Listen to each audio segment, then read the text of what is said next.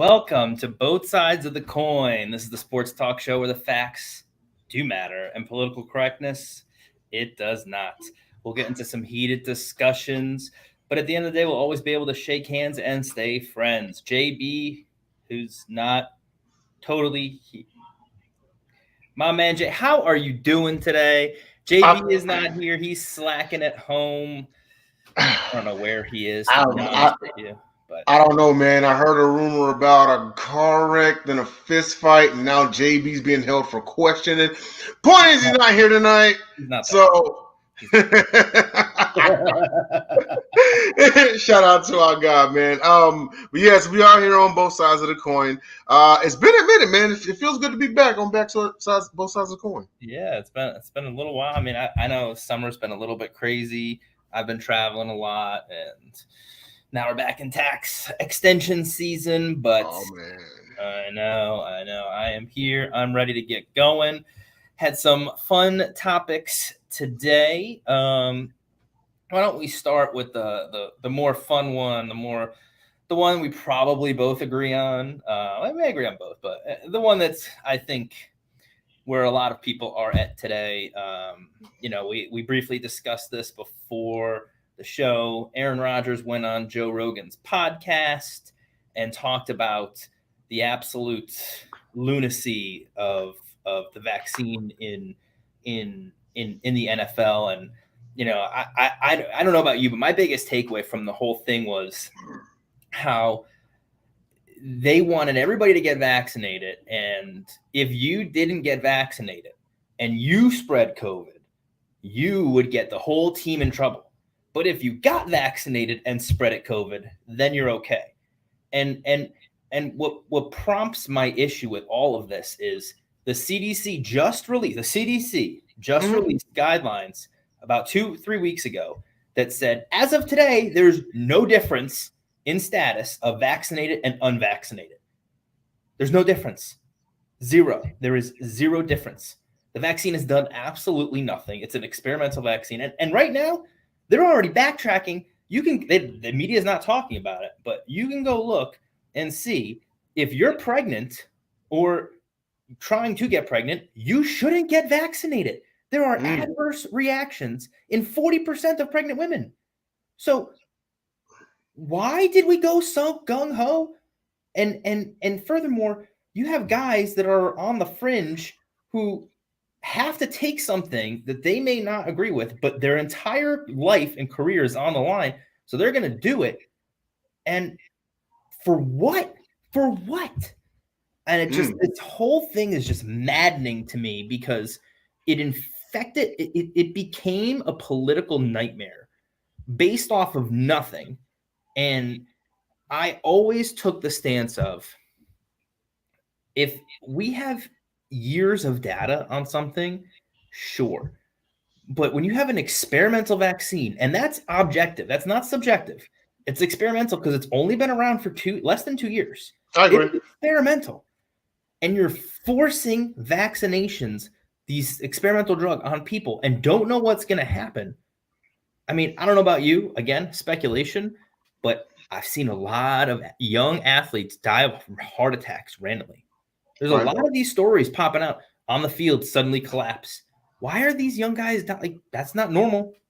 That's not. This whole thing was a sham from the get-go, and the forced vaccination, not vaccination in general, because I'm not anti-vax. And here's the thing: COVID it's not even really a vaccine, right? They changed the definition of a vaccine. It's not even really one. It did. I mean, and I have an aunt who's a registered nurse for like 40 plus years, and me and her had a long conversation about this. The coronavirus is not new. It's been around for decades. It's just been locked up in a lab somewhere. COVID did not just appear out of thin air. Is a strand of coronavirus. Exactly. You know what I mean? I do agree with you. It is experimental. The reason why it was rushed, and this is just from my opinion, is out of fear. I agree because when it happened, the entire world locked down. Now, what do we have as far as the United States goes? The United States is a superpower. We have countries that actually depend on our economy. You see what I mean? So if the economy in the Western world would have just suddenly locked up, what portion of the world or how much of the world? I know definitely China and Mexico, not China, I'm sorry, Canada and Mexico. They are dependent essentially on the United States economy.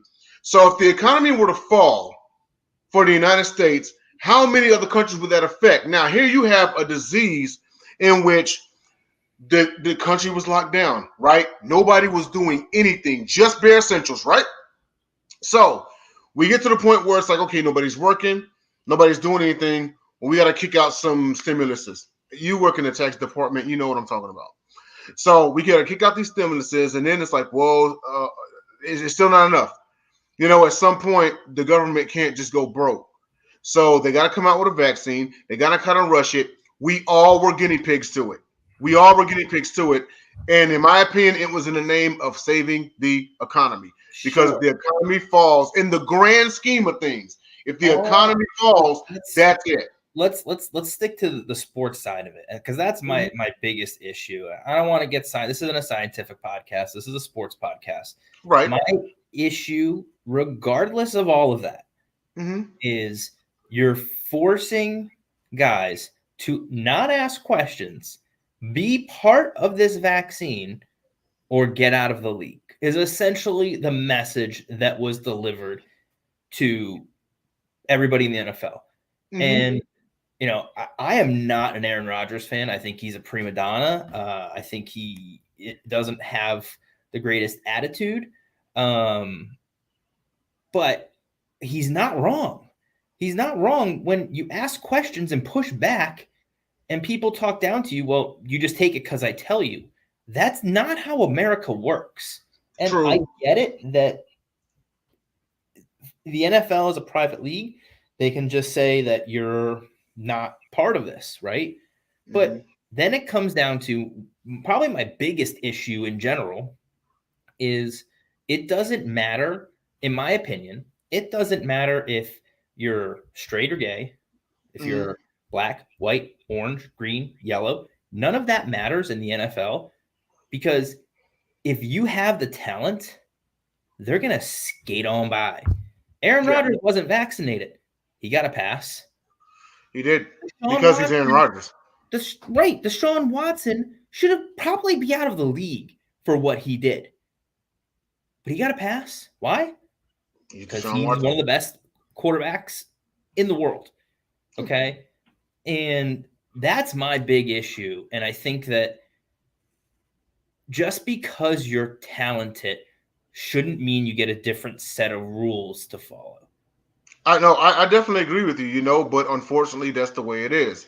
And as far as Aaron Rodgers goes, and to bridge what I was saying to, I know I probably went a little bit off the deep end, so let me just bridge it here. Let me bridge it here.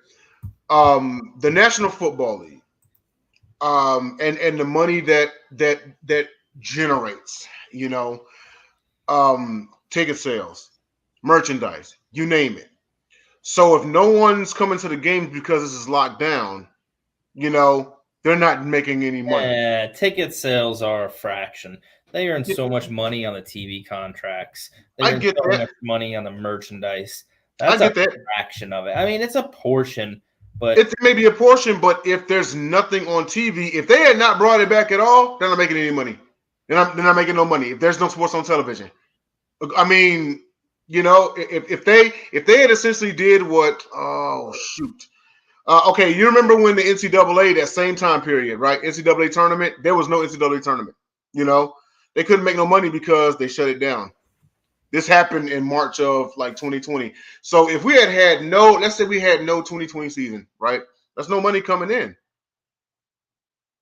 So they had, so what I'm saying is, and this is from my point of view, they felt they had to rush the vaccine and all its rules and whatnot. Now, as far as Aaron Rodgers goes, here's what I think.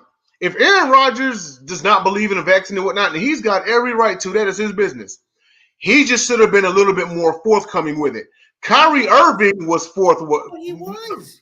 Well, here's the thing. Kyrie Irving was flat out like, I'm not taking it because I don't believe in it.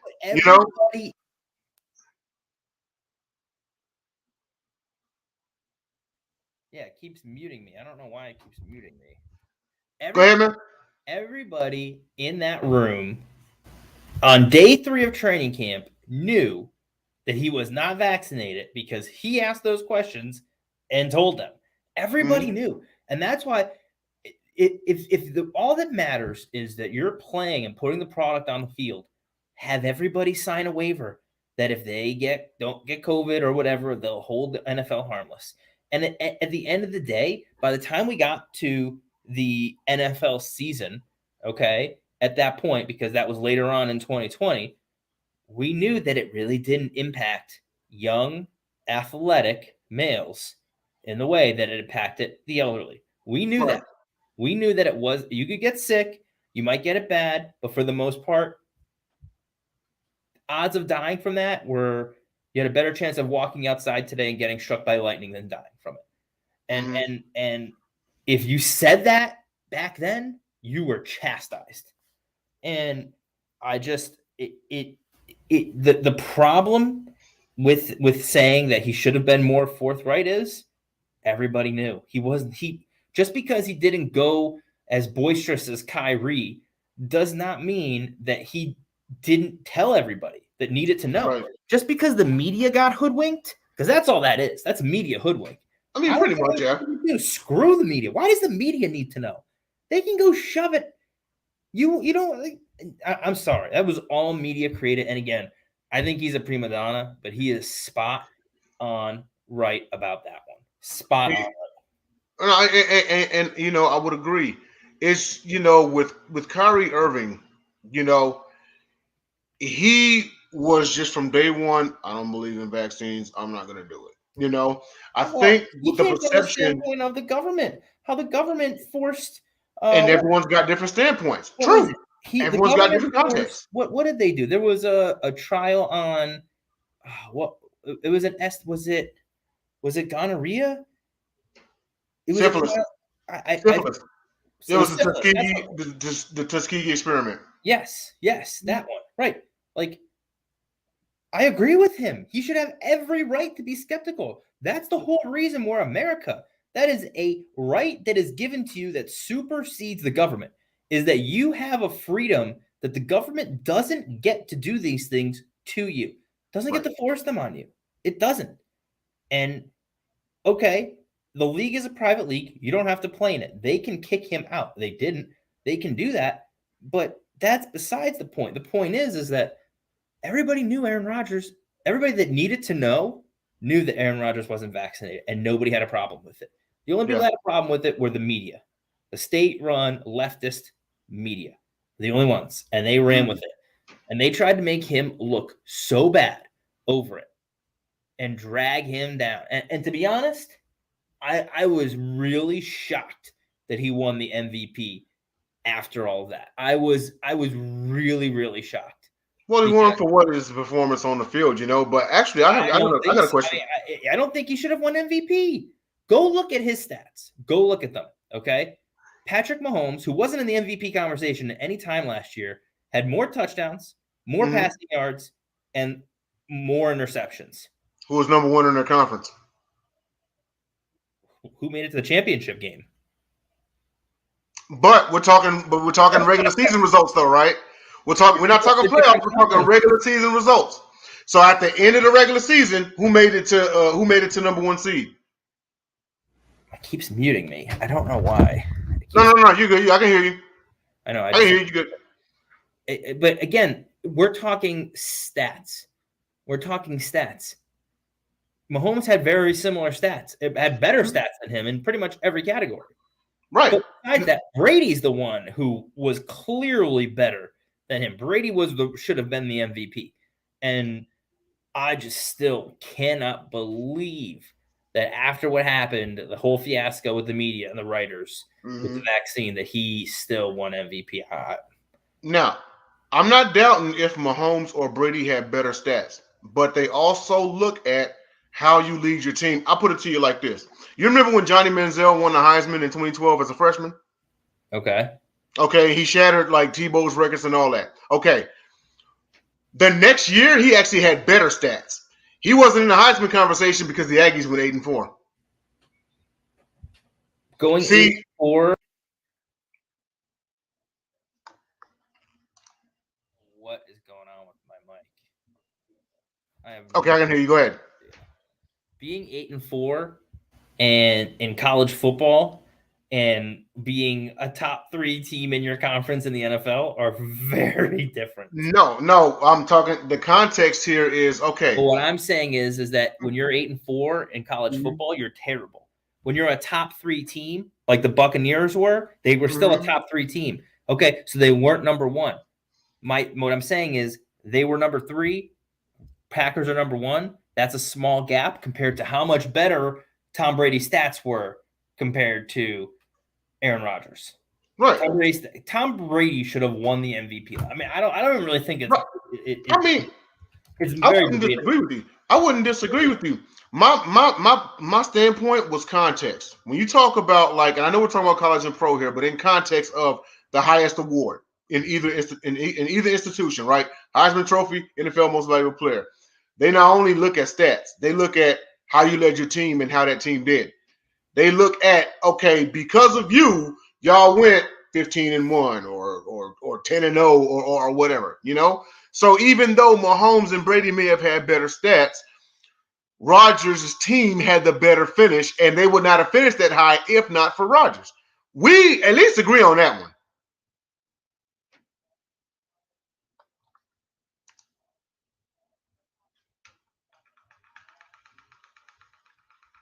The Packers and Buccaneers were both 13-4 last year.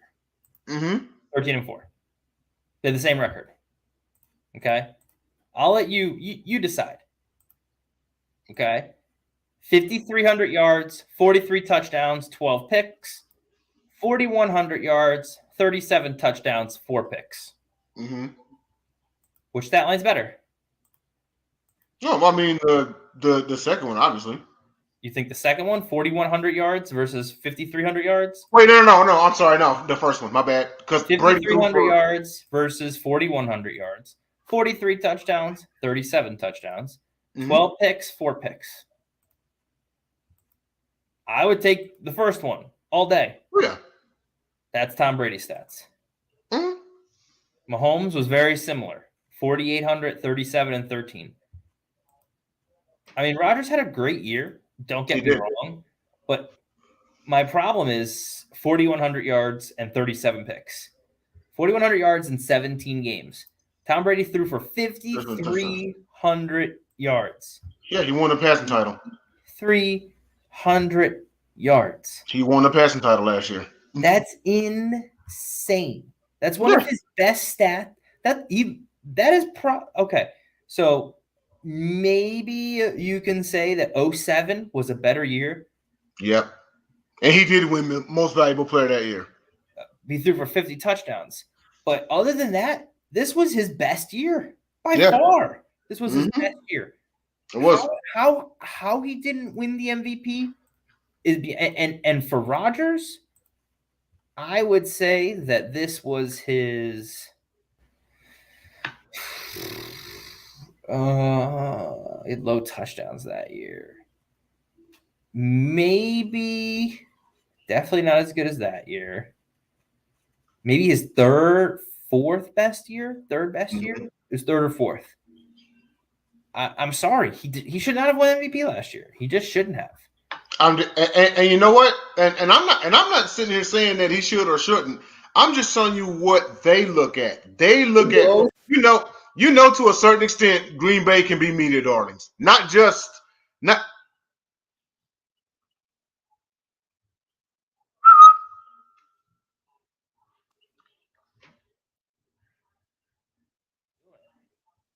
Okay. I don't know what the frick is going on. I don't know if it's my connection. I have no idea.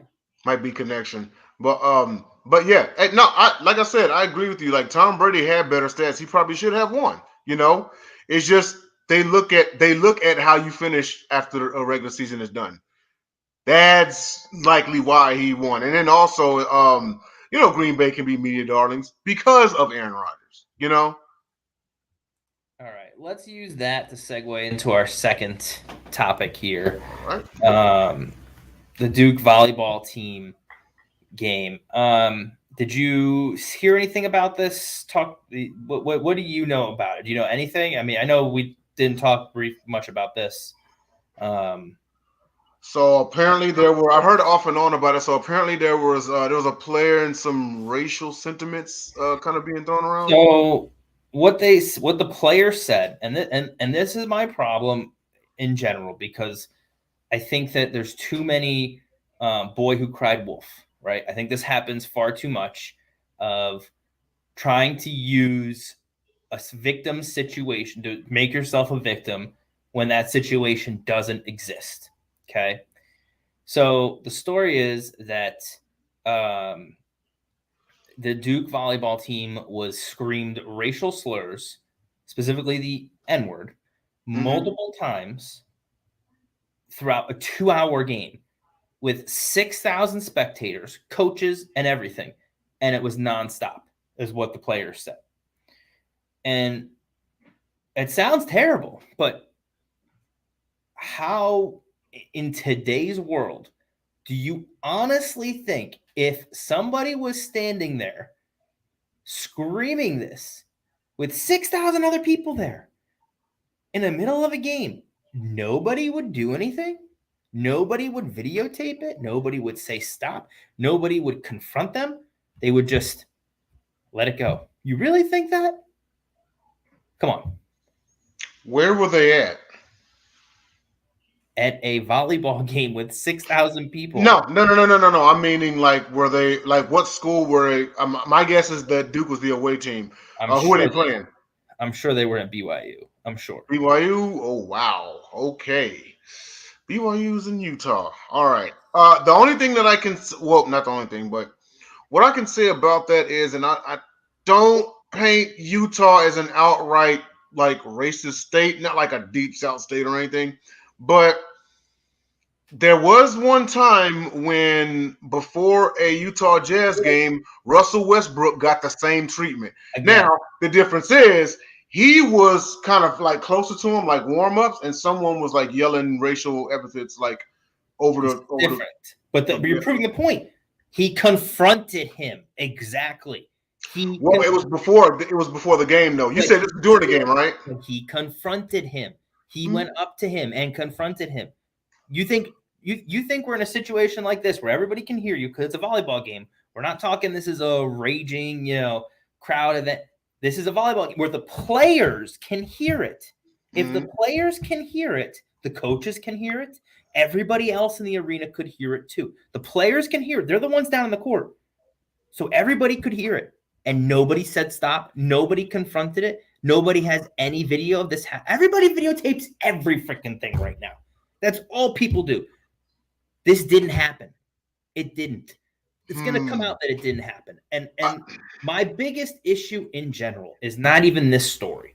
My biggest issue is that you get everybody attacked. This is our generation. They see a headline and they attach to it and run with it. Okay? If it follows the narrative, they attach to it and they run with it. Don't care if it's true. Follow the narrative. Okay? But you know what they don't do? They don't actually follow a real narrative. Like one with what's his name's brother, Aqib Talib. Aqib Talib, yeah. Where his brother shot another coach over a football game. This is confirmed. That gets a blurb at the bottom of the page. That's a real issue. That's a real issue. You know what the problem is? There's not a racial component to it. And the media wants to push this division of hate within our country. That is what they're trying to do. Because if it did have a racial component to it, I promise you it would have been plastered all over the news. But because it didn't, backstage story doesn't matter. And that story matters. That story matters a hell of a lot more than this piece of crap fake bullshit. But because this pushes a narrative, well, that gets mainstream coverage. That gets LeBron James commenting about, how awful it is. Doesn't matter if it's true or not. Truth doesn't matter. Narrative over truth. That's the problem. That's the problem. It can be the truth. And you know what? I'll just say this much because of course, this didn't happen that long ago. What about letting time lapse and seeing everything come out? Anyone who did record it, And then, I mean, there's been incidences where what was it? There was the one incident where remember when Chris Paul's parents got attacked at the Mavs game, like just this past season, and someone came forth like about 2-3 days later, and they had actual video footage. So, sure. I mean, I'll say this much: in Russell Westbrook's case, that was before a game. He can go and confront them. I doubt that in the middle of the game they can just like go run up and I mean, not saying that it hadn't happened before. If it's going on for 2 hours, she said it went on for 2 hours. That was her quote. 2 hours, non-stop. You really think that nobody, if they're dropping the M-bomb and this is a white person saying it, and nobody's confronting him? Come on, dude. With that being said, if I was the coach, I would have went and tried to halt the game. You know? Come on. This is ridiculous.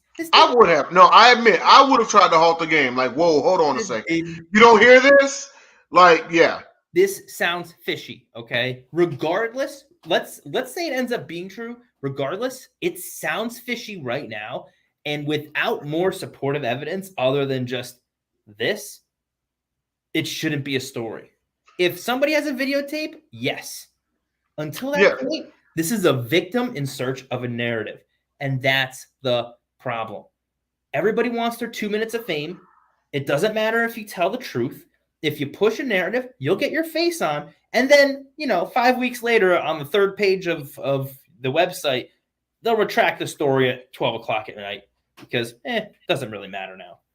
So you're saying the end game is, if they're lying about it, so the end game is it's a fake victim. They want to push. How about the girl that lied about her race and said that she was black to get into all these schools and she was actually just Hispanic? It happens. How about Senator Warren?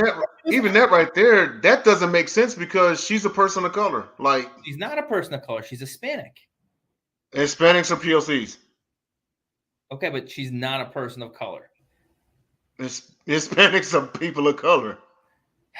Not for getting into colleges, not for certain affirmative action programs. As far as that, she was lying for. She was lying. Okay. I got you. Go ahead. So, regardless, my point is that this stuff happens where people lie about things. And I'm not saying it doesn't, because look at Jussie Smollett. That's what this is, 2.0. And the media did the same thing. All you had to do was for 5 seconds ask the question. How about the noose that got put in the NASCAR thing, the garage? That was terrible. We talked about that for 2 freaking weeks, and it ended up being what's in every freaking garage. It's a narrative. It is a victim in search of a narrative. This stuff happens all the time. And instead of asking legitimate questions like, how come nobody else said anything? How come you let this go on for 2 hours? Nobody confronted him. Like, these are normal questions and they might have answers. Okay. But before you post this story, you got to get answers to those questions. Just like Jussie Smollett. Okay. Mm-hmm. You're in the heart of Chicago and 2 people in the middle of the night came up. Like, these are questions that need answers, okay, before you start posting this. And that's the problem. It doesn't matter if it's truth or not. It doesn't matter how stupid it sounds at face value. It doesn't matter. If it pushes a narrative, that goes to the top. If it doesn't follow the narrative and it's a real story, like that Talib crap, that stuff needs to be addressed because there is serious violence in kids' sports today against refs, against coaches, and it's the parents who have anger problems and don't know how to keep to themselves and take it way too far. And that's a story. That needs to be talked about. It is. And it's not. That gets bottom of the feed. Okay. That needs to be what this is. That's the problem. That's the problem. And the one thing I'll say this, and then we got to wrap up, is Also, and you've seen this as well, you understand this, is with media agencies, your CBS's, your Foxes, your CNNs, and whatnot, sports, whatever, it's keep in mind that they're competing with rival agencies. So it's about being the first to put it out there. So that's why you see stuff gets put out there, and they might not have all the facts first or whatnot. But also you have things, but also you have things like Twitter, or even just when you put an ad out on the internet and it says, "Hey, this is an ongoing story. Stand by for further. This is a breaking news story." So, oh hey, look who it is. What's going on? Oh, we don't even get his face. No face. I know, right? Fantastic. Well, we're signing off anyway. We don't want you're not welcome here anymore. I've got to listen to the last 10 minutes, and I have to say, what a great show. Yeah, I know, because you're not here.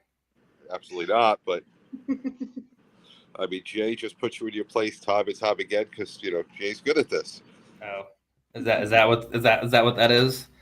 Sounds like your head is still in the sand as usual. All right, you guys wrap up. I'm going to drop off. Thank God. All right, man. Be easy.